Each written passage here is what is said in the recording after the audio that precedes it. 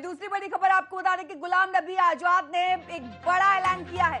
उन्होंने कहा है कि मैं कश्मीर में अपनी पार्टी बनाऊंगा, मैं जम्मू कश्मीर जा रहा हूं, ऐसा आजाद ने कहा है। विरोधियों ने मेरे बारे में अफवाह फैलाई है, कश्मीर में मेरे कई दोस्त हैं, ऐसा गुलाम नबी आजाद ने कहा है। तो आपको बता दें कि लंबे अरसे से गुलाम नबी आजाद नाराज चल रहे थे, उसके बाद आज कांग्रेस से आजाद हो गए हैं गुलाम नबी आजाद और उन्होंने 5 पेज का इस्तीफा दिया और उस इस्तीफे में उन्होंने आरोपों की धुआंधार बौछार की है और उनकी शिकायत जो साफ तौर पर देखी जा रही है वो सीधे तौर पर हम देख सकते हैं राहुल गांधी से। तो गुलाम नबी आजाद के कांग्रेस से इस्तीफा देने के बाद प्रतिक्रियाओं का दौर भी शुरू हो गया है। एक और जहां भारतीय जनता पार्टी की जम्मू कश्मीर इकाई के अध्यक्ष रविंद्र रैना ने कहा कि कांग्रेस ने गुलाम नबी आजाद को परेशान कर रखा था, तो वहीं संदीप दीक्षित ने कहा कि पार्टी में सुधार की मांग की गई थी, बगावत की नहीं। अब राजस्थान में कांग्रेस के सीएम अशोक गहलोत ने आजाद के इस्तीफे पर अपनी प्रतिक्रिया दी है। गहलोत ने पत्रकारों से बात करते हुए कहा कि जो टिप्पणियां की गई हैं वो उचित नहीं है। मैं खुद सदमे में हूं कि एक 42 साल का व्यक्ति जिसे जिंदगी में सब कुछ मिला हो वो आज ऐसे संदेश दे रहे हैं जो मेरे समझ से परे हैं। गहलोत ने कहा कि आजाद की पहचान कांग्रेस के कारण है। मैं गुलाम नबी आजाद की भावना को सही नहीं मानता हूं। वह 42 साल तक बिना पद के नहीं रहे। ये बड़ी खबर न्यूज वॉच इंडिया पर लगातार हम आपको दिखा रहे हैं। देखिए किस तरीके से जो कांग्रेस के वफादार माने जाते हैं वो एक के बाद एक कांग्रेस का दामन छोड़ रहे हैं और इसी कड़ी में आज गुलाम नबी आजाद ने भी कांग्रेस से खुद को आजाद कर लिया है और उन्होंने उनका बयान जो सबसे बड़ा सामने आया, उन्होंने कहा कि मैं जम्मू कश्मीर जा रहा हूं और ये बयान और ये इस्तीफा ऐसे वक्त में दिया गया है जब आगामी चुनाव जम्मू कश्मीर में है। चलिए हमारे साथ ठाकुर अभिजीत जसरोटिया जो कि बीजेपी नेता है वो हमसे जुड़ गए हैं। सर, जम्मू कश्मीर में ये क्या हो रहा है? इस्तीफा दे दिया है गुलाम नबी आजाद ने और कांग्रेस से खुद को आजाद कर लिया है, क्या कहेंगे आप? देखिए, ऐसा है कि गुलाम नबी साहब ने कांग्रेस की गुलामी की जंजीरों को तोड़ते हुए आज आजादी प्राप्त कर ली। बड़ी देर से वो यहाँ पर घुटन महसूस कर रहे थे, क्योंकि एक इंसान जो गुलाम नबी आजाद साहब की छवि का जो इंसान होता है, जो इतने महान नेता रहे होते हैं, जिनका इस सियासत में, इस देश में एक बहुत बड़ा योगदान रहा होता है, जब उनको लगता है कि उनको कुछ ऐसे लोगों के नीचे काम करना पड़ रहा है जिनके पास ना तो कोई विजन है, ना देश हित की कोई बात है, तो कितनी देर तक कितने नेता चल पाए। तो मुझे लगता है आज उन्होंने एक बहुत अच्छा निर्णय लिया, लेकिन उनकी सफोकेशन आपके सामने देखी जा रही है। कांग्रेस की सबसे बड़ी दिक्कत यह है कि कांग्रेस के लिए आज आकर पूरे का पूरा देश केवल और केवल एक परिवार है और वो परिवार गांधी परिवार है। तो जब आप सिर्फ और सिर्फ एक गांधी परिवार के लिए पूरे देश को वहां पर अगर आप समर्पित कर देते हो तो आप खुद समझ सकते हैं ऐसी पार्टी का क्या ही वजूद रहेगा, जबकि भारतीय जनता पार्टी के लिए पूरा देश उनका एक परिवार है। तो ऐसी आइडियोलॉजी में बहुत बड़ा एक डिफरेंस है। यही कारण है हमारी कामयाबी का और यही कारण है कांग्रेस की नाकामयाबी का। जो 3 डिजिट्स की पार्टी हुआ करती थी, सुकड़कर 2 डिजिट्स में रह गई और आने वाले टाइम में आर्यभट्ट को सलामी देती शायद शून्य ही रह जाएगा पीछे।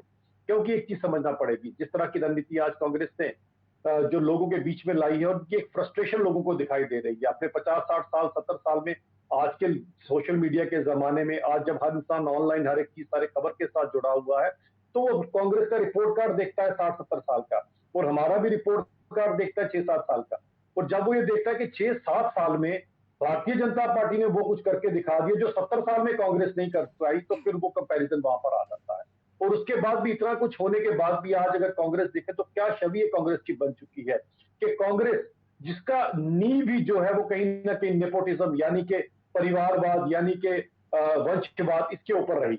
आप अगर इनकी हिस्ट्री में जाएंगे तो सन 1947 से पहले की बात है, जो लास्ट CWC आजादी से पहले की कमेटी बनी थी उसके अंदर 13 मेंबर थे। उन 13 मेंबर में से 12 मेंबर ने तो सरदार वल्लभ भाई पटेल जी के लिए वोट दिया था, केवल 1 वोट नेहरू जी को मिला था। लेकिन नेहरू जी ने उसी समय गांधी जी को बीच में डालकर और प्रेसिडेंट बन गए CWC का, क्योंकि उनको पता था कि देश को आजादी मिलने वाली है, सबसे बड़ा प्रधानमंत्री मैं सबसे पहला प्रधानमंत्री मैं बनूं। अगर सरदार वल्लभ भाई पटेल बनते तो कुछ और होता। ठीक है सर, वर्तमान पर आते हैं। अभी गुलाम नबी आजाद का जो मुद्दा चल रहा है, तो सर, जो मेरा अगला सवाल है वो ये है कि गुलाम नबी आजाद ने सीधे तौर पर राहुल गांधी को घेरने की कोशिश की है। उन्होंने कहा कि जब से राहुल गांधी कांग्रेस में आए हैं तब से पलीता हो गया है कांग्रेस पार्टी का। इस पर आप क्या कहेंगे? देखिए, राहुल गांधी के आने से पहले भी अगर आप देखो तो मनमोहन सिंह जी को जब इन्होंने प्रधानमंत्री बनाया तो रिमोट कंट्रोल से कौन उनको पीछे से चला रहे थे, आप अच्छी भली जानते हैं कि लाल किले से एक प्रधानमंत्री अपनी पार्टी प्रेसिडेंट का नाम ले रहे हैं। तो ये तो कांग्रेस का हाल हो चुका था। और रही बात उसके बाद जो बचा कुचा था वो राहुल गांधी जी ने यहाँ पर आके प्रूव कर दिया। अब राहुल गांधी जी भी उसी परिवारवाद और वंशवाद की ही राजनीति से आगे आए हुए हैं। तो जब आप नाकाबिल लोगों को अपने इन सभी अफेयर्स में डालेंगे और हर एक चीज की भागदौड़ उनके हाथ में देखते तो ऐसा ही होगा आपके साथ। और राहुल गांधी जी ने तो वही किया, जितनी उनकी काबिलियत थी, जितनी उनकी सोच समझ थी, उन्हीं के अनुसार वो काम कर सकते थे।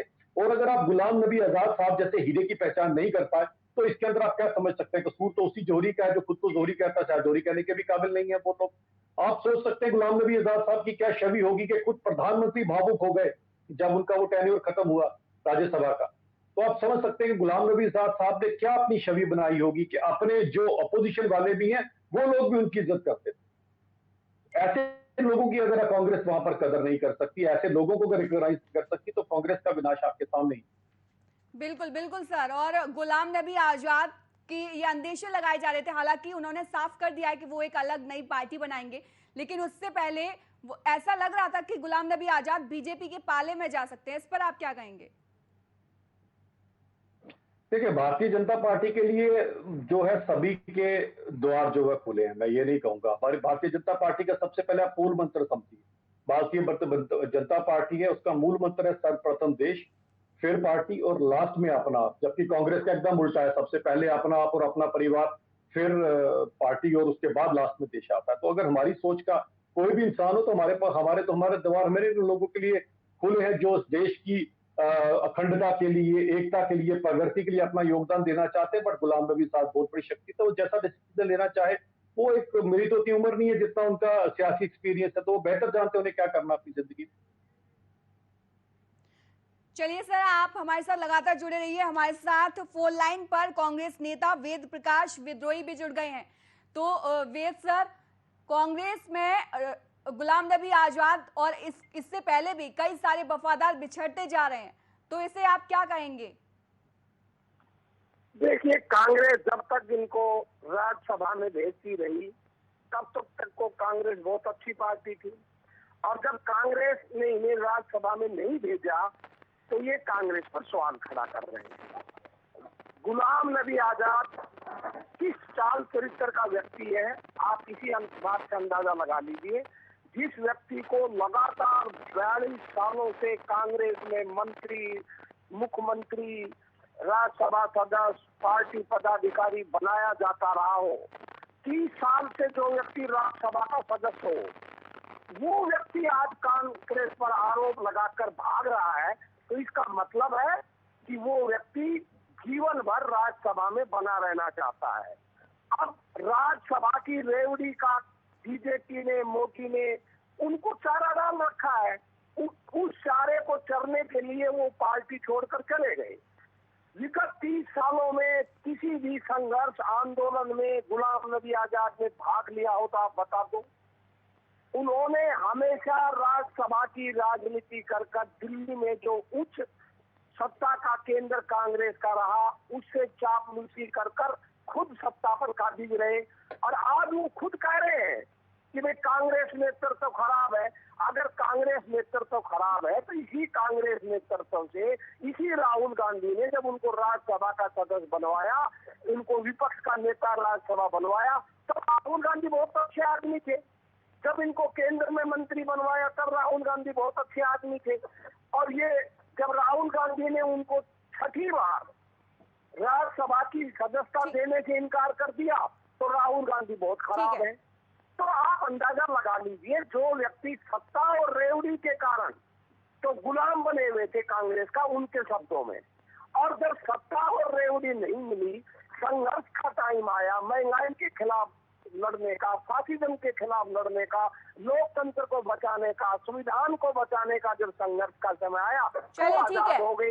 चलिए ठीक है, आजाद होकर संघी गुलामी की तरफ चल पड़े। ठीक है वेद प्रकाश जी, बहुत बहुत शुक्रिया न्यूज वॉच इंडिया से जुड़ने के लिए। और आखिरी सवाल के साथ मैं अभिजीत जी के पास जाना चाहूंगी। टाइमिंग को लेकर एक बड़ा सवाल उठ रहा है। एक तरफ जम्मू कश्मीर में आगामी चुनाव है और ऐसे में गुलाम नबी आजाद ने इस्तीफा दिया, इसे आप किस तरह से देखते हैं?